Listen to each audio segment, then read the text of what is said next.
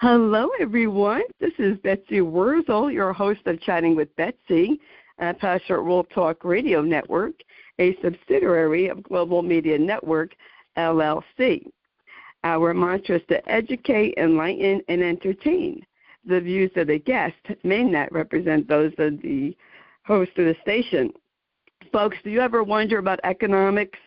Do you understand economics? I know I didn't. And I finally read a book about economics, which I thought was fantastic. And you're going to want to stay tuned for my show and my guest. My guest today is Howard Yaruss. He is an economist, professor, attorney, businessman, and an activist who has taught a variety of courses on economics and business and currently teaches at New York University. He is author and writer of Understandable Economics, because understanding our economy is easier than you think and more important than you know. Updated edition with the new introduction. Welcome, Howard Yaruss, to Chatting with Betsy. Great. Thank you so much. I'm so happy to be here. Well, I'm happy to have you here, and I have to tell you, I'm going to be 68 Lord willing, December, and this is the first book I ever read about economics. Well, that puts you ahead of most Americans. It really does. Most Americans have never read a book on economics, have never taken a course on economics, and it's really unfortunate because it greatly affects each of our lives. Yes, and I thank you for writing this book and making it where I can understand it. So I think that, in my humble opinion, Howard, that everyone should get your book, because it's really important to know what's going on. And since I've read the book, I like to think of you when I go shopping, and I think of the tariffs. But let me backtrack and ask you what motivated you to write your book. And I'm glad that you did. You know, I think most people's interests in life start when they're young, and I worked in my father's grocery store when I was a teenager, and I saw some people who were he had a soft spot for people who were like in their 70s and didn't have enough money to make ends meet. Their Social Security was inadequate. So I saw how these people really struggled, and then I saw people closer to my own age who may or may not have finished high school, and it was clear that their careers were going nowhere.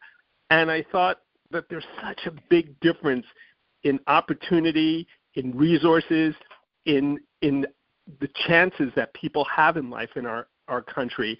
And I just wanted to learn more about it. I became fascinated by this topic, like why there are such these vast differences. And that's what led me to study economics. Well, I have to say my own opinion, Howard. Your students are very lucky. We're very fortunate to have you as their professor, because you make, just in your book alone, you make things very easy to understand. And I've heard you in other podcasts, and I was like, wow. I learned so much from listening to you on other shows, and I just really appreciate you bringing awareness to how important economics is. And in honor of my dad, oh, go ahead. No, there's a selfish component to that as well. And once you read the book, you know what it is. I just think that if people are uninformed, the politicians can get away essentially with anything. And by having people more well-informed about how economics works and how it affects their lives, my hope is that they would be in a position to support better policies and, in turn, better politicians, and we'd all live in a better, more productive nation. And so that's my ulterior motive for writing the book. It's not just to inform for information's sake. It's to enable people to be better citizens, to be more astute voters, and that affects not only them but affects all of us. That is very true. And I have to ask you this question because you hear it all the time, and in honor of my father, Howard Wurzel, who used to debate this all the time, is Social Security. You know, they scare us, and I do collect Social Security. I didn't want to collect it at 62, but because COVID had happened and my place closed and my husband had just died, that I decided, you know, it was better for me to collect it. I went before COVID, like before my husband died. I went to fill it out, and I said, you know, I really don't want to collect it at 62, but if I have to leave work and take care of him, I need some money coming in. And the Social Security person said, you know, you could take it, and then you could always rescind it. You know, you could stop and then file again, you know, as when you want to. But I had to do that. And my father would always say, oh, Social Security is in a locked box.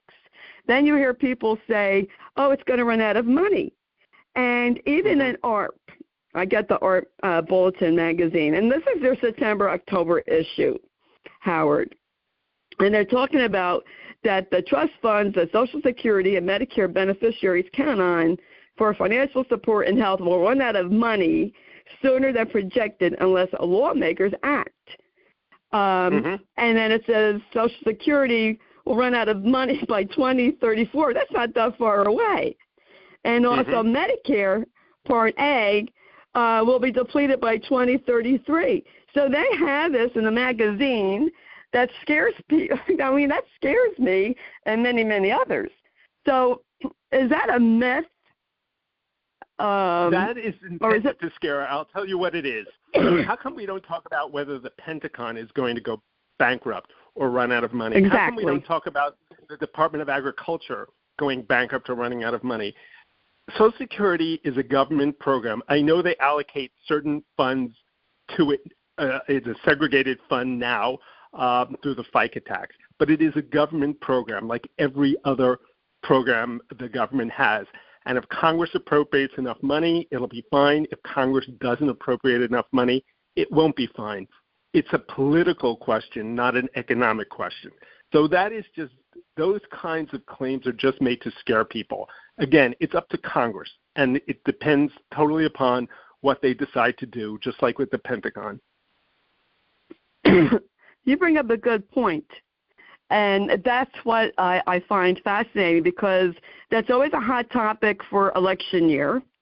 You know, this politician is going to cut Social Security. This one is not going to do it. Social Security is going to run out of money. I mean, I've been hearing this for years. That's why my father and I would get into heated debates about it. And it was so it was kind of comforting in a way to me when you say, oh, it's up to, you know, Congress. They can put funds away like they do defense. Yeah. In a way. Because if you have, this is why it's so important for people to understand how these things work. Because if people feel like there's some objective economic reason why Social Security can't be afforded or can't be paid for, they can have the wool pulled over their eyes. They have to know it's just like the Pentagon. If Congress has the will to fund it, it's funded. If it doesn't, it doesn't. And you have to make sure you elect people to office who are dedicated to that funding. It's that as simple as that. That's a good point. It's a very good point. I learned so much. We're not Argentina that is potentially defaulting on its debt. It's a rich country. If it wants to pay the funds it promised retirees, it certainly can. It's a question of will and not can. That's a really good point to make, Howard. And I didn't know that until I read your book, and heard you speak. And if I didn't know that, I know there's many, many others who don't, which is why I love having a variety of guests. And I never had an economist on before. I had a financial, person on. So I'm really grateful. And I'm so glad that I did read your book. And, I didn't even know what tariffs were. I didn't understand how that worked until I read your book. Could you please explain what the tariffs are to the audience? Well, I always say to the class, the best explanations are short. And so I always try to explain things in as few words as possible. So my goal with tariffs is 3 words. How's that? It's a tax on imports. 3 words.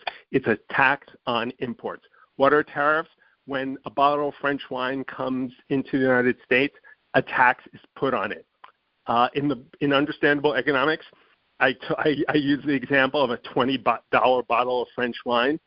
And then if the government imposes a 30% tariff on it, again, a tax on imports, it's 30% of $20 or $6 extra. It's going to cost $6 more because the government put a $6 tax on it, a 30% tax. So tariffs are simply a tax on exports. Which make our goods that we consume more expensive because basically, everything is from overseas. I could tell you, Howard, that even going like clothes shopping, I'm stunned. Like I've seen clothing go up $6-7 because it's made overseas. It's remarkable. But here's the more interesting thing that people forget. And again, the whole idea of the book is that if you have some basic information and good common sense, you could figure things out. So let's talk about tariffs. So I use the example in the book, if you remember, the $20 French bottle of wine and the $20 California bottle of wine. And I'm a consumer, and I like the French wine better. So I buy the French wine at the same price. Once the French wine goes to $26, I'm much more likely to buy the California wine because it's only $20. But that's wearing the consumer hat. Think about the French wine, the California winery. They're going to say, my competition's price just went from $20 to $26. Hey, I could probably get away with charging $24 and still be more competitive. So what do tariffs do? They raise prices on all goods, even those produced domestically, because the domestic manufacturers have more leeway to raise their prices because their competitors' prices went up. Oh, that is interesting. More good news. Yeah, it is, because it just jacks up the price.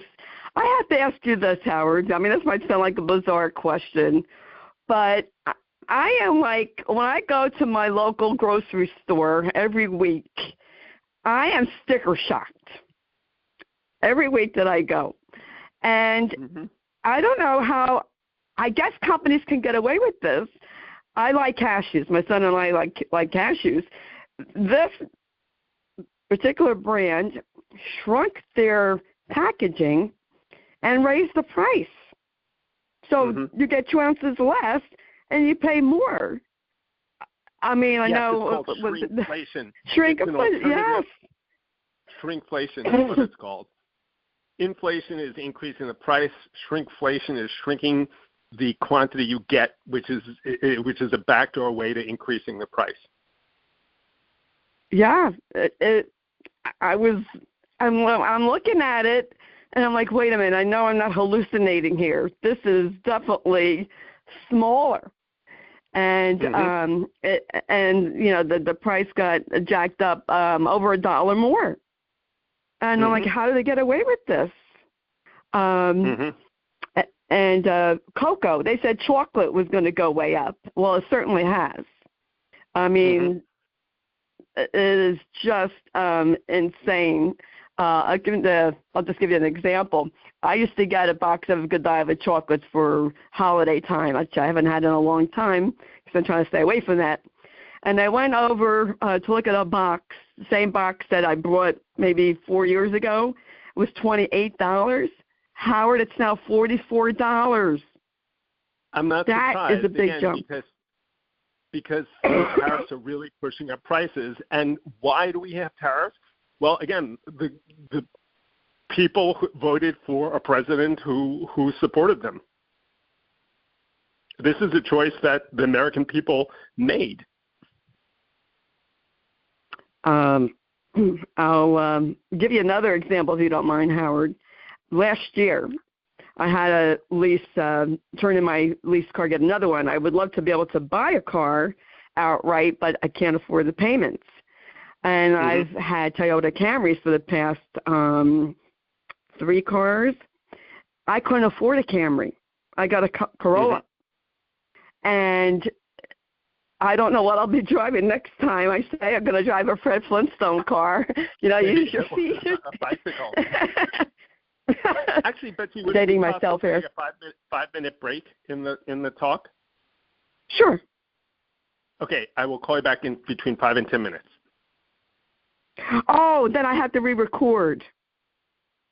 Everything. I thought you just wanted to. Yeah, I'd have to re-record the whole thing.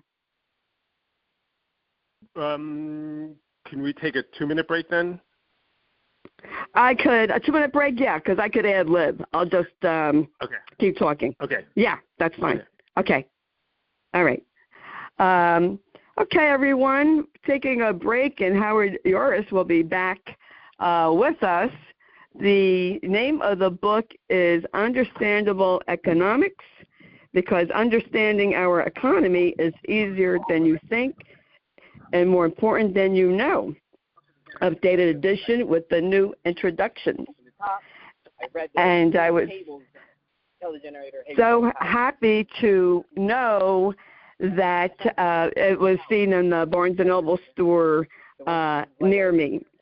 And I just want to encourage you all to order Understandable Economics. If it's not in your local bookstore, then please tell them to order it for you. And next month is November, and November is National Alzheimer's Month and National Caregivers Awareness Month. So if you know a caregiver, please reach out to them, show them that you care, and if you are having any concerns about your memory at all, please consult your primary care doctor for any concerns that you have, because there are clinical trials, there are different tests now that they can do for your memory, for your brain to be checked, and for you to have peace of mind. And I also would like to tell you all that Chatting with Betsy is free to subscribe to on Spotify, Spreaker, Amazon Music. Okay, I'm free. And you can program Chatting with Betsy on Alexa. So you just tell Alexa, program Chatting with Betsy. Okay. Well, welcome back, Howard. Thanks. Good. You're welcome. I'm good at living. Okay, where were we? Oh, so I'm dating myself about the Fred Flintstone car, right? If anyone ever saw Fred or a bicycle. I don't know how to ride a bike, would you believe that? So I probably would have to learn. And just the price, I couldn't believe it. I mean, how much they went up. And it is because of the tariff. So, as everything, all the other taxes go up, it doesn't help me personally to be paying more with these tariffs. I mean, it just made, to me, in my situation, the economy worse for me. And, that's why people are struggling. And you're seeing people that are retired getting out of retirement and working because they need to work.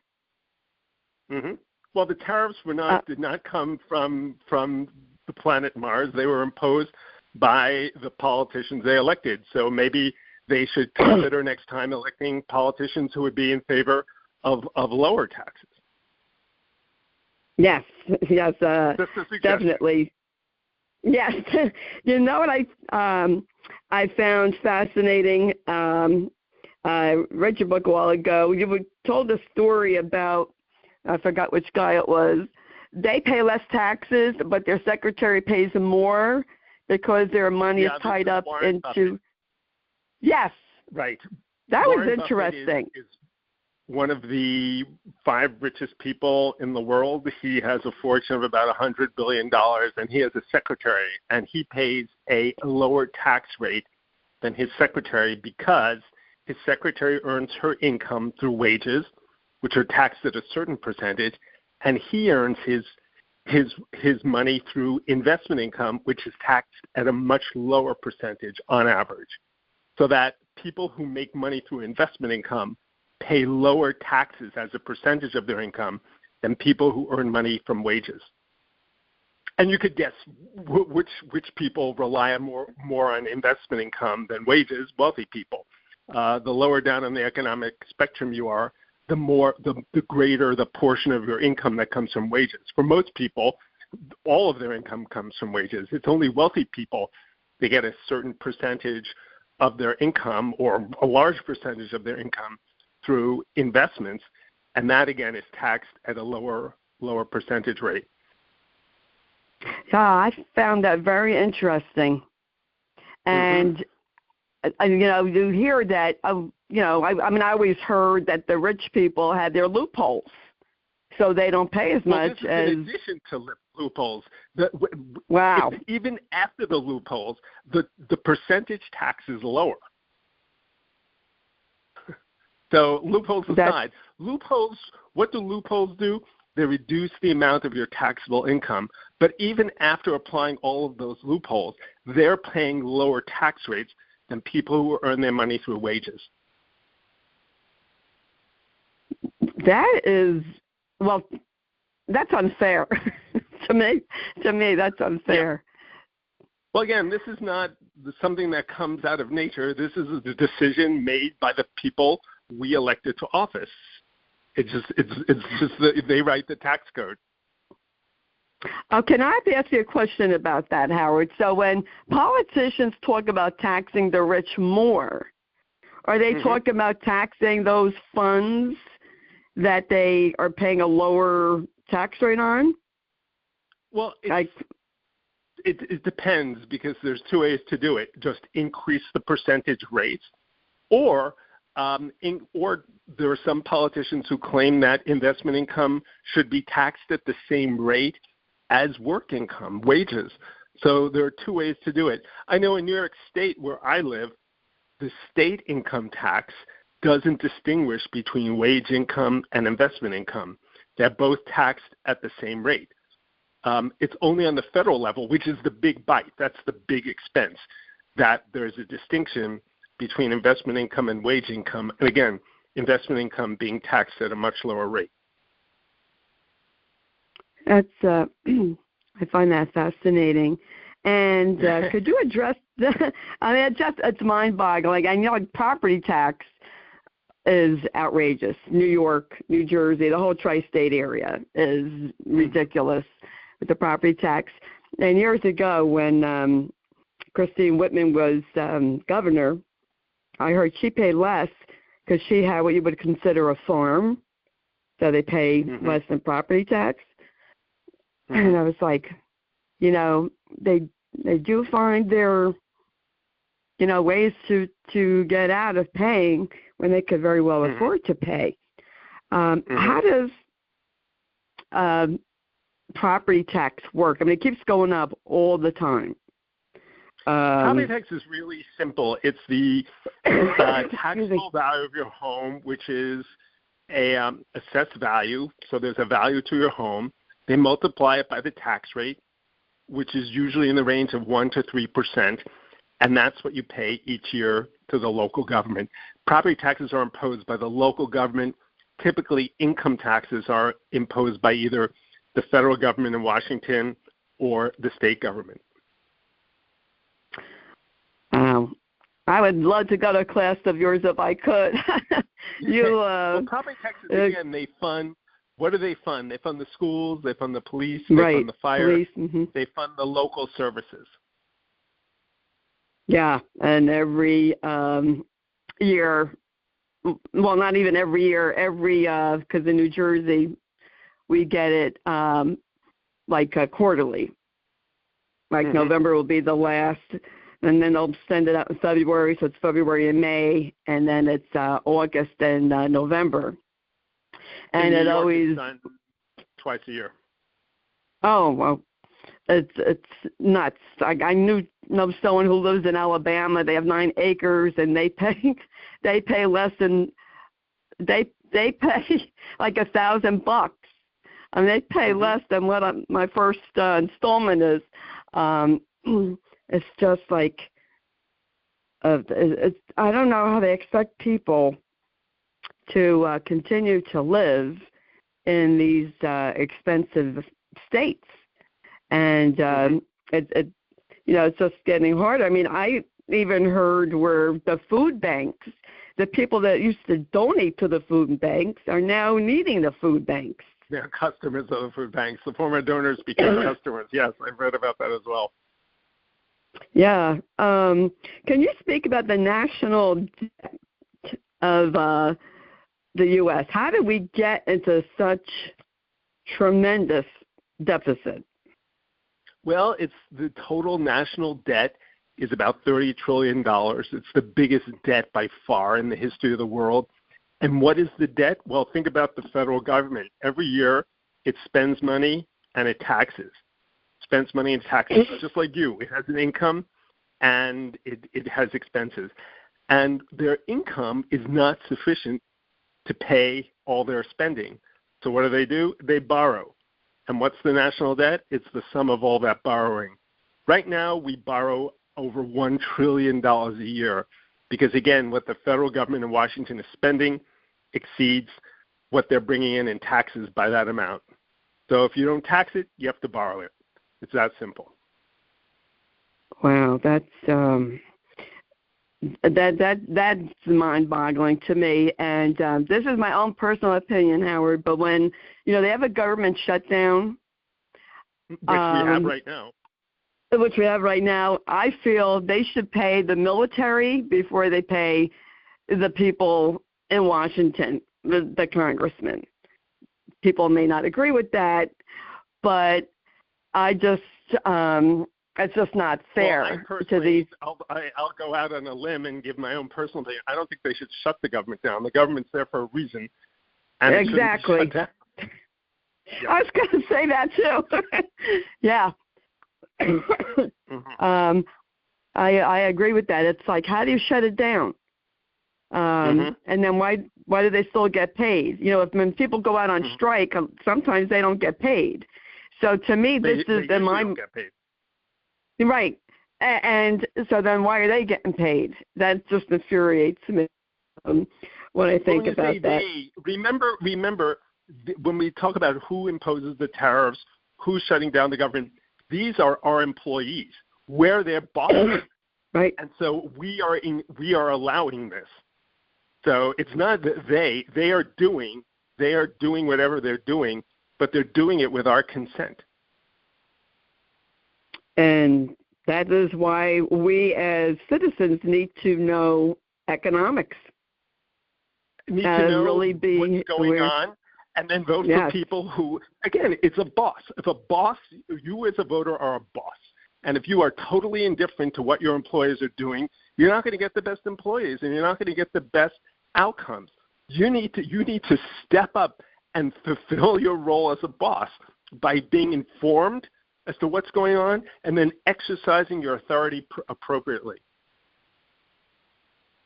Yeah, so it's being very careful in who you choose to put in office then. Exactly. That's what you're saying. And that is really, yes, that we definitely have to be educated and be aware of that. Since I really don't know about cryptocurrency versus like regular money, could you give a brief explanation of that? Because that confuses me. That and Bitcoin, or is Bitcoin cryptocurrency? I don't know much about that. Yeah, well, there's currency made up by the United States government. There's only one currency. It's called the United States dollar. We're all intimately familiar with it. And then there are literally thousands of currencies made up by whomever, and those are virtual currencies. And they're just made up. Both currencies, the U.S. dollar and all these virtual currencies, the virtual currencies is a general term, for currencies made up by someone other than the U.S. government, and it appears electronically, and they're both just made up out of thin air. Oh, what's the difference between the U.S. dollar and all these other currencies? Well, the U.S. dollar is made up by a branch of the U.S. government. We know the people involved in making it up. We know the rules pursuant to which they make it up. So we have some confidence that it has some real credibility. These other currencies, people don't even know who came up with Bitcoin at this point. So again, U.S. dollar and all these other currencies are just made up out of thin air. It's just that the U.S. dollar has a long history of having value, and we know exactly who is responsible for it and under what rules they created. The other ones, you're off to the races. For many of them, no one really knows anything. Yeah, that always sounded kind of iffy to me, like very sketchy. Bitcoin, cryptocurrency, and then you have all these scammers that want you to buy Bitcoin and the cryptocurrency. There are in other countries. If I'm going to invest or buy from anyone, it's going to be someone who I could see in the local office in my town. Not someone overseas who I don't know from Adam. But even in your town, there are likely to be some scammers. Yeah, oh, definitely. Yeah, you have them locally too. That's true. That's why I always have to check everyone out. I also would like to ask you, because sometimes, and I know we talked about tariffs, but what causes inflation and then a recession? Okay, inflation is just average prices going up, and we talked about that 15 minutes ago. What causes it? I'll try to answer this in 3 words again. It's the ratio between spending and stuff. What am I talking about? There's a certain amount of stuff that the economy turns out every year, but people spend more money, they're going to bid up the prices of things. If everyone's spending a lot of money, the prices of stuff is going to go up. Think about going to an auction where if people with more money come into the room, prices are going to get bid up. So that's what causes inflation. If spending goes up roughly 2% a year and the amount of stuff our economy turns out goes up roughly 2% a year, prices are pretty much stable. But it's when spending goes up more than the amount of stuff, you get inflation. I mean, you could see that during the COVID pandemic. Spending went up a bit, but what happened to stuff? People stayed home from work, so less was produced. So the amount of spending compared to the amount of things to buy really went up, and that's when you see inflation. Oh, very good. Yes. I feel, Howard, that things have gone up way up during COVID, and they stayed up. Eggs are coming down, but everything has just stayed up and keep on rising. Again, is an average increase of prices. So eggs can go up, butter can go down, whatever. It's on average that prices go up. And we've definitely been seeing prices going up, and I think we're going to see even more of it in the future. And how about when people hear about a recession? We're going to have a recession. Well, what is a recession? It's when our economy grows a little bit each year. A recession is when the economy stops growing and goes into reverse, essentially, that the amount of stuff, the amount of output actually goes down. And maybe we'll have one, maybe we won't. It's very hard to predict when a recession will come. But people talk about what causes a recession or a very severe, the word for a very severe recession, depression, what causes it. And it usually involves some major asset losing value. Like in 1929, stocks crashed. In 2007, housing values crashed. And people become much more afraid and they spend less and the economy starts to shrink. And no one can tell you with certainty whether that is going to happen or not going to happen. I know in the 90s things were pretty tough. My husband was out of work. We've seen downturns throughout history, essentially. And when the next one's coming, the fact is it's coming. That's a certainty. The big question is when and not if. That is interesting. I feel like, when my husband was out of work in the early 90s, it was like a domino effect. You know, if you lose your job, of course you're not going to be out there spending money. So if you're not out there spending what you usually spend, money, all the places at which you would have spent the money at, they lose their jobs and they come back on spending. It's a vicious cycle, essentially. Yeah, exactly. That is, that's exactly what I was going to say. And it, of course, because, you're not going to have the money for the luxuries. That's for sure. And even, again, talking about things going up and the tariffs, well, even my beauty stuff went way up. I mean, a big jump. And, like I go to the mall, to the movies with my son, you see less people, really, at the mall. So this, to me, this holiday season should be really interesting to see. Yeah, because that's when most retailers really make their profit for the year. Yes. Yeah, it would be really interesting to see, because I've noticed, like in like a store like Nordstrom, for instance, they never used to have sales like they do now. But people, I think, are really, even people who are wealthy, I think are watching their money. They're not going to be spending, $100 on pajamas if you don't have to. You could go somewhere cheaper. They get it cheaper. And it's really, I think people are just watching and being, as much as food costs now, it's just, $100 pair of jeans is luxury. Going into a recession, because when people cut back on spending, businesses cut back on employees, which makes people cut back on spending even more, and it's a vicious cycle. So that may be the start of the vicious cycle. Yeah, yes. How do you encourage someone, just out of college and starting their career, to save? They say you should put 10% away to save and keep saving. Well, it's really hard. We've been talking quite a bit about how much prices have gone up, and for many people, prices have gone up a lot more than their incomes. So savings becomes very difficult.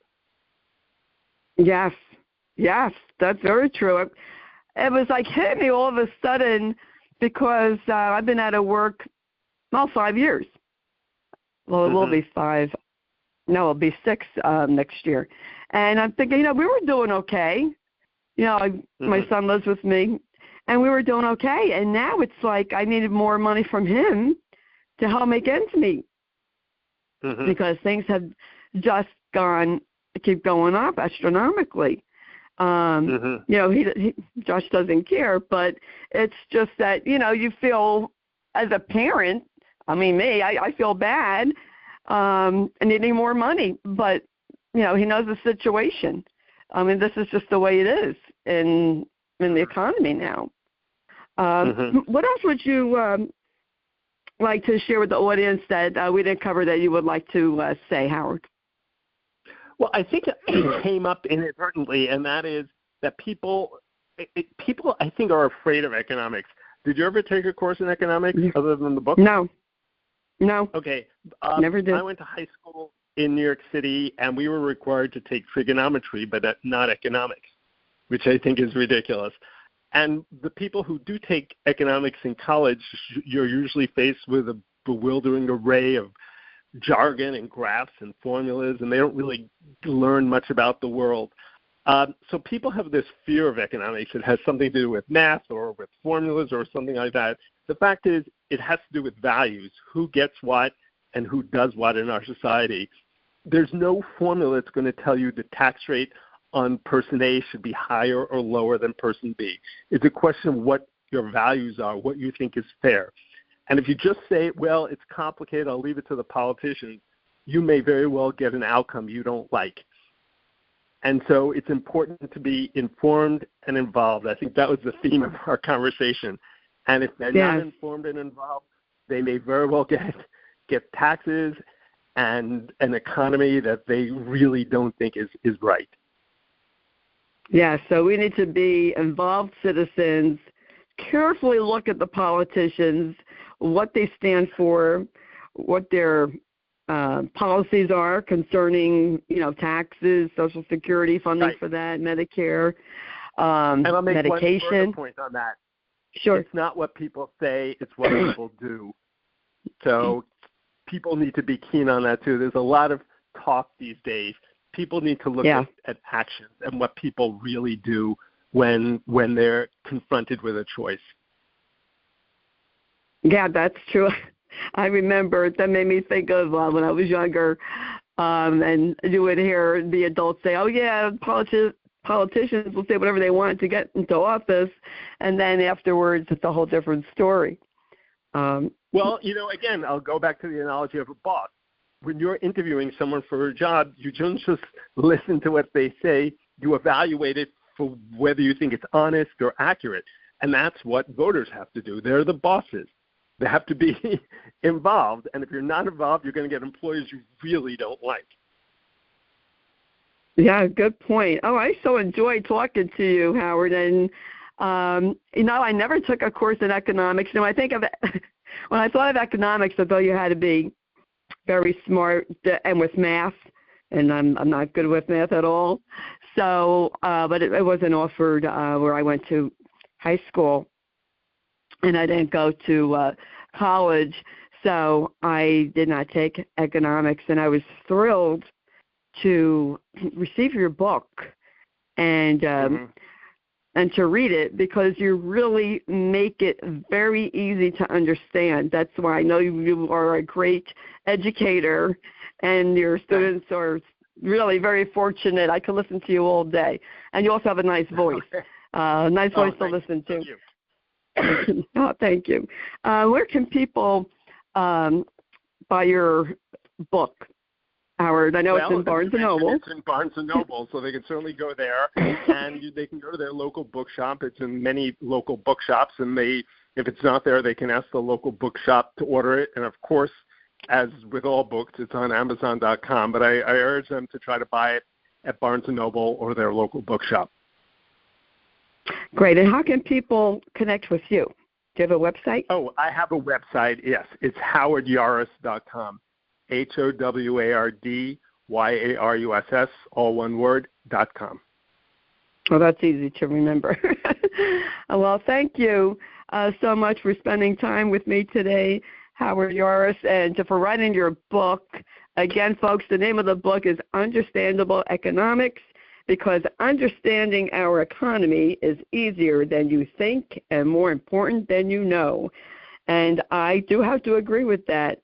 And I thank you again for writing your book and making people aware of how important it is to know about economics and to get involved in knowing the politicians and what they do and what they stand for and what they're going to do for us. As you said, we are their bosses. Yes. Yep. Thank you so much. This was enlightening, and I'm so grateful that I do get to talk to various people from all walks of life. And all the information about Howard Yaruss will be in the blog that Jeannie White writes, who's the station manager and produces the show. And I want to thank Lillian Caldwell, CEO of Passion World Talk Radio Network, who makes this all possible. And I thank you, the listeners. Please share the show. I want to help as many people as possible. Howard Yaruss is a great resource. This book is wonderful. I highly recommend it. From what age would you say, Howard? Like high school, middle school? I think yeah, that's a good question. I would say teenager up until 100 for the next, and then for the next 100 years. Yes. Yeah. This is a very important book for high school students because you know what? They're going to be 18. You need to know who you're voting for. You need to get involved. You need to plan. You know, the audience I had in mind when I was writing the book, this is an interesting thing to close on, was my parents, neither of whom went to college. They were smart people, but they never went to college. And in writing the book, I always thought, how would I explain it to them? And so that was what I had in mind in writing the whole book.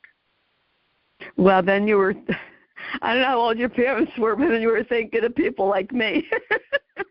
Mm-hmm.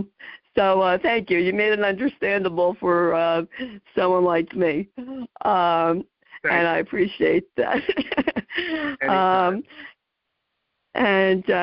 Good luck. Congratulations on this book, and good luck. And I was, thrilled to see it, like I said, Barnes & Noble, because I interviewed by now hundreds of authors, and I've only seen maybe 4 books, in the bookstore. So I always look for the people that I interview to see if their book is in the store. If not, sometimes you could order it. Sometimes it's not available to order. So that's good to know. But I so enjoy talking to you, and I want to shout out thank you to Alyssa Warren PR, who has great clients, and I appreciate her referring you to me. And thanks again, Howard Yaruss. I enjoyed talking to you. Folks, as I always say, you can follow me on Facebook, Betsy Wurzel, Wurzel. And in a world where you can be anything, please be kind and shine your light bright, because we need it now more than ever before. This is Betsy Wurzel, your host of Chatting with Betsy on Passionate World Talk Radio Network, a subsidiary of Global Media Network, LLC. Bye-bye now.